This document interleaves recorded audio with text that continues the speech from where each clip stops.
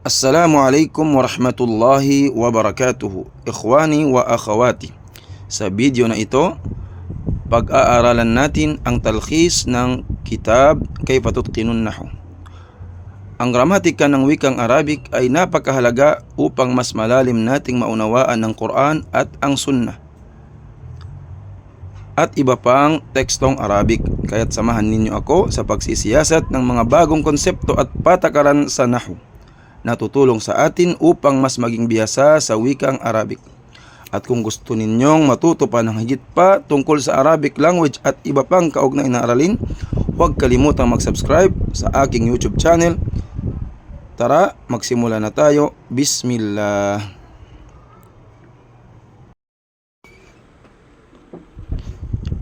Bismillahirrahmanirrahim. Dudugtungan natin ang ating lesson dito sa talkhis ng book ng Kayfa Tutqinun Nahw.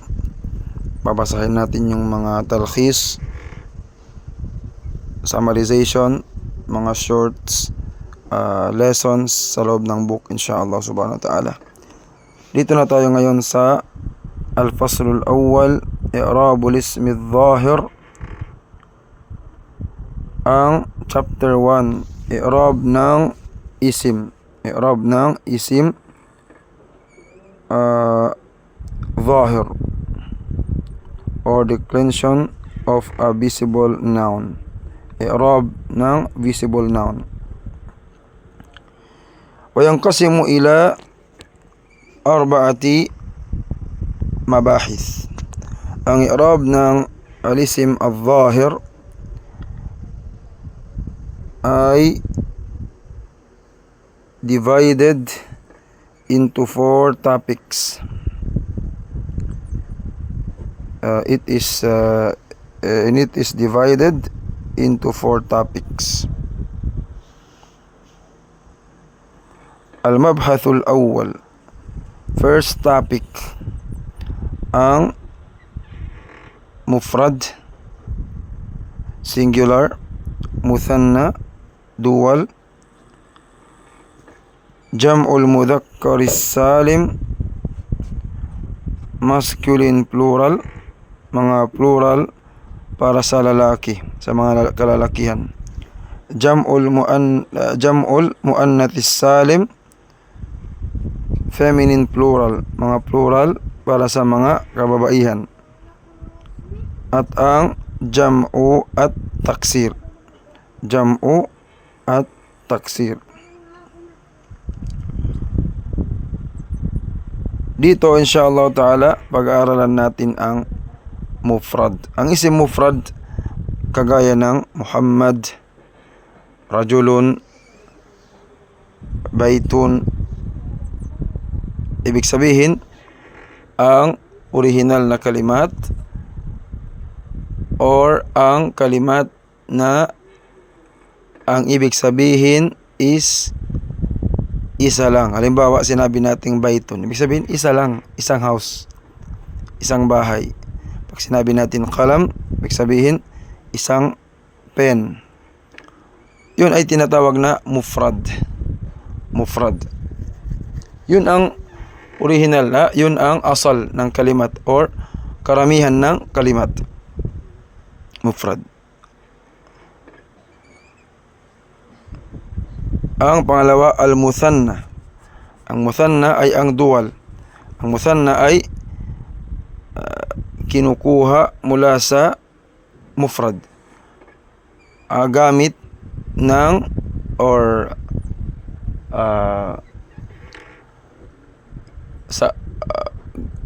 mula sa mufrad, ngunit dagdagan lang natin ng alif at saka nun sa dulo ng mufrad. Halimbawa, kitabun. Dagdagan natin ng alif at saka nun, magiging kitabani. So, yung kitabani is muthanna. Yun ay muthanna. At, or, no, iya at saka nun, kitabayni. Kitabani, kitabayni, ibig sabihin, dalawa ng book.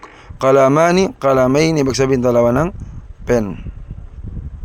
Ang jam'ul mudhakkaris salim, kagaya ng muslimuna, muslimuna or muslimina. ang pagdagdag ng waw at saka nun o ya at saka nun sa dulo ng mufrad. Gaya ng Muslim. Pag dinagdagan mo yan ng waw at saka nun o ya at saka nun, magiging jama. Muslimuna, mu'minina. Okay, ang pangatlo, ang jam'ul muannath salim, ang pagdagdag ng alif at saka ta sa dulo ng kalimat. Gaya ng muslimatun. Alisin natin yung ta marbuta. Tapos dagdagan natin ng alif at saka ta. Muslimatun.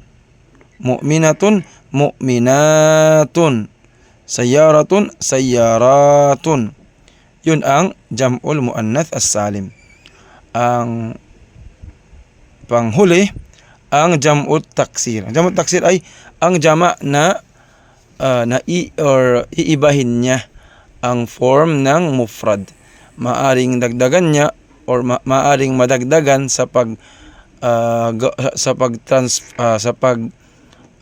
punta ng mufrad sa jama or sa pag transfer ng mufrad into jama. Pag nagiging jama taksir ang isang mufrad, maaring madagdagan or mabawasan. Kagaya ng kalamun, pag ginawa natin jama taksir, ang kalamun ay magiging aklamun, nadagdagan ng huruf.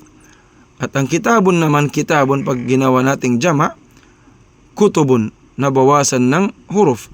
So dahil dito, ito ay tinatawag na jam'ut taksir. Ang mga jama na nabawasan o nadagdagan ng huruf mula sa mufrad, from mufrad. Okay, yun ang mabath awal. Ito ang pag-aaralan natin. Inshallah ta'ala, babasahin natin isa-isa yung mga talkhis ng bawat mabhath na ito or bawat lesson dito sa mabhath na ito. Inshallah ta'ala, ito yung mga binasa natin kanina. Al-mabhath al-thani, ang topic, second topic ay ang al-asma al-khamsa. Al-asma khamsa, ang 5 pangalan, 5 nouns. So dito, pag-aaralan natin yung 5 nouns. Yun ang abuka, akhuka, hamuka, fuka, dhu, malin. Yun ang 5 nouns dito sa al-mabhath al-thani. At sa al-mabhath al-thalith naman ay ang al-ismul al-mu'tallu, al-ismul maqsur at saka al-ismul manqus.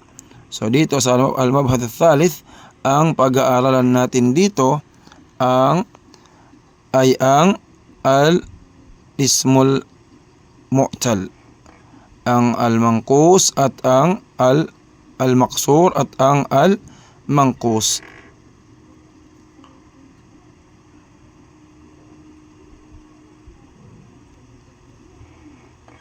Ang manqus, ang maqsur, ang ibig sabihin ng al-ismul mu'tal, ang isim na ang kanyang dulo ay illah. Ang kanyang dulo ay illah. Yun na ang al-manqus at saka al-maqsur. Yung maqsur, ang dulo ng isim ay alif. Kagaya ng al-mustashfa, al-asa, al-huda. Yun ay tinatawag na al-manqus. Al-maqsur pala. Ang manqus naman, ang isim na ang kanyang dulo ay kasra, ay ya pala. Before ng ya, kasra. Kagaya ng al-muhami, al-qadi, al-hadi. Yun ay tinatawag na al-manqus. Okay? Ang pang-apat na topic or four topics na ating babasahin or pag-aaralan dito sa book na ito, inshallah ta'ala, ay ang fourth topic, ang al-mamnu' min as-sarf. Al-mamnu' min as-sarf. Ang mamnu' min as-sarf ay ang isim na hindi tumatanggap ng alif at saka lam, ang hindi tumatanggap ng tanwin. ang isim na hindi tumatanggap ng tanwin at saka jar at saka vowel sign ng kasra. Hindi tumatanggap ng tanwin at saka vowel sign ng kasra, yun ang al-mamnu' minas sarf. Gaya ng Ibrahim. Hindi pwede natin sabihin Ibrahimun. At hindi din natin pwedeng sabihin na Ibrahimi. Ganon din yung Fatima. Hindi natin pwedeng sabihin na Fatimatun. Hindi natin pwedeng lagyan ng tanwin at hindi natin pwedeng lagyan ng kasra, Fatimati. So yun ang al-mamnu' minas sarf. Inshallah ta'ala, next video natin, iisa-isahin natin itong mga mabahith na binanggit dito sa al-faslul awwal insyaallah ta'ala.